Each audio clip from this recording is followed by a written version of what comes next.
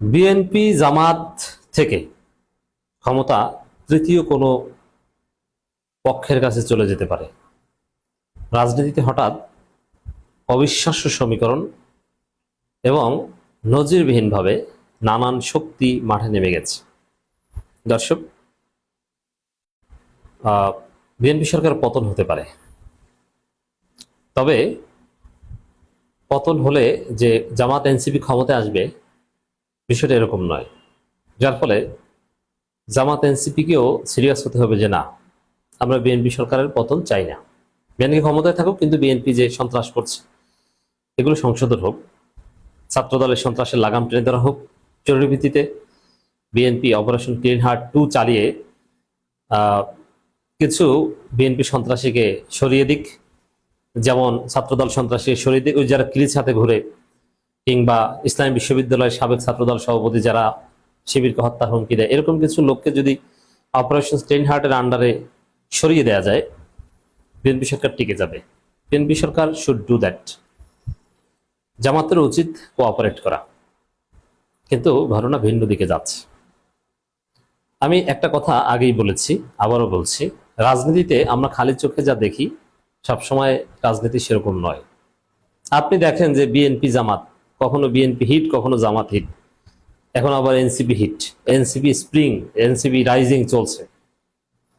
তা এগুলো যতটা খালি চোখে আপনারা দেখেন বা বিশ্লেষণ করেন, বিষয়টা এরকম নয়। আমরা অনেক ক্ষেত্রেই পুতুল। বাংলাদেশের মতো দেশের রাজনীতি, পাকিস্তানের মতো দেশের রাজনীতি, এমনকি শ্রীলঙ্কা, মালদ্বীপ, নেপালের মতো দেশের রাজনীতি, অনেকটা রাজনৈতিক দলগুলো অনেকটা পুতুল। পর্দার অন্তরালে বিভিন্ন দেশের ডিপ স্টেট গোয়েন্দা সংস্থা তারা খেলে। সেক্ষেত্রে সরকার পতন দেখেন, হাসিনার পতন এটা গণ অভ্যুত্থানে হয়েছে। তারপর এখানে কিছু কথা আছে, যেমন আমাদের প্রায় 1400 মানুষ শহীদ হয়েছে, হাজার হাজার মানুষ রাজপথে নেমে গেছে, কিন্তু এরপরে হাসিনা পালাতে বাধ্য হয়েছে। কিন্তু খেয়াল করেন, এরকম মানুষ রাজপথে নেমে গেলে বা এরকম গণহত্যা চালালে কি তাকে পালাতে হয় অলওয়েজ? না। যেমন বাশার আল আসাদ 10,000 15,000 মানুষকে হত্যা করে 4-5 বছরের বেশি ক্ষমতা টিকে থেকেছেন, বা তারও বেশি, 10 বছরের বেশি ক্ষমতা টিকে থেকে। বাশার আল আসাদের বিরুদ্ধে আন্দোলন শুরু হয়েছে সেই 2010 সাল থেকে। তারপরে 10,000 15,000 20,000 মানুষ হত্যা করেন, কিন্তু বাশার আল আসাদ যায় না এবং তিনিই ক্ষমতায় শেষে গিয়েছে। এর মানে গণহত্যা চালালেই তা ক্ষমতা চলে যায় না। পৃথিবীতে এরকম অনেক এক্সাম্পল আছে যে কোনো একটা সরকারের বিরুদ্ধে মানুষ 10,000 মানুষ শহীদ হয়েছে, গণ আন্দোলন হয়েছে, কিন্তু এবং সিভিল ওয়ার লেগেছে, গৃহযুদ্ধ লেগেছে। বাংলাদেশে তো আর গৃহযুদ্ধ লাগে নাই, মাসের পর মাস, বছরের পর বছর গৃহযুদ্ধ চলেছে, তারপরে সরকার পতন হয়নি। অতএব সরকার পতন এটাও আমরা খালি চোখে যেভাবে দেখি, বিষয়টা কিন্তু ওরকম নয়।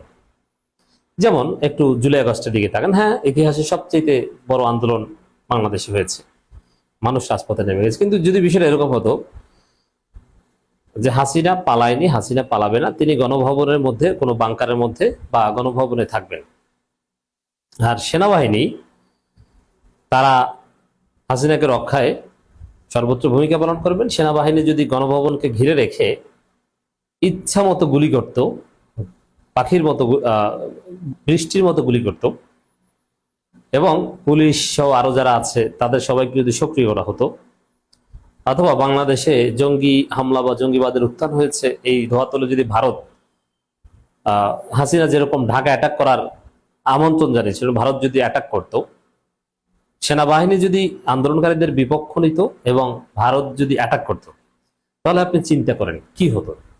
তাহলে হয়তো আমরা গৃহযুদ্ধ চালিয়ে যেতাম আওয়ামী লীগের বিরুদ্ধে, আমরা সেনাবাহিনী, পুলিশ, ভারতীয় বাহিনী এদের বিরুদ্ধে যুদ্ধ করতাম, আর তারা আমাদেরকে হত্যা করত, কিন্তু আমরা আমাদের আন্দোলন থামাতাম না।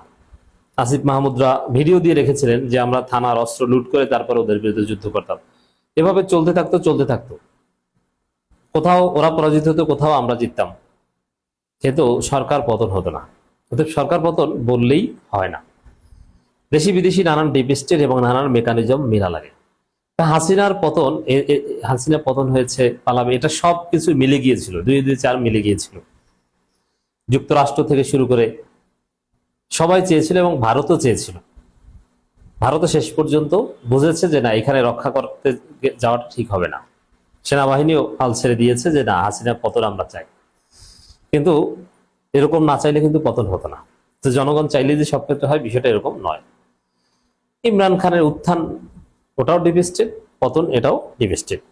পাকিস্তানে কে কত মাস ক্ষমতায় থাকবে, ওগুলো সব ডিপ স্টেট ঠিক করে দেয়। কেউ 5 বছর থাকতে পারে না।